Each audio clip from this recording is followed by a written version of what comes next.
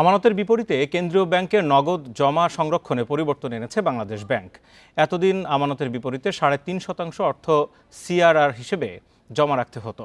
বুধবার থেকে দিনে ৩% অর্থ জমা রাখলেই চলবে। এতে ব্যাংকগুলোর কাছে বিনিয়োগযোগ্য তহবিল কিছুটা বাড়বে। বাংলাদেশ ব্যাংক আজ এক প্রজ্ঞাপনে এই নির্দেশনা দিয়েছে। প্রজ্ঞাপনে আরও বলা হয়েছে, নতুন নিয়মে নগদ জমা সংরক্ষণের হার দিন হিসেবে কমপক্ষে ৩% হবে এবং ২ সপ্তাহের গড় ভিত্তিতে তা ৪% অপরিবর্তিত থাকবে। এর আগে বাংলাদেশ ব্যাংক জানায়, মার্চের তৃতীয় সপ্তাহের মধ্যে ২৮ দিনের রেপো বন্ধ হবে। এরপর জুনে ১৪ দিনের রেপো বন্ধ হবে। ফলে ব্যাংকগুলো সপ্তাহে একদিন মঙ্গলবার শুধু কেন্দ্রীয় ব্যাংক থেকে নীতি সুদ নিয়ে টাকা ধার করতে পারবে।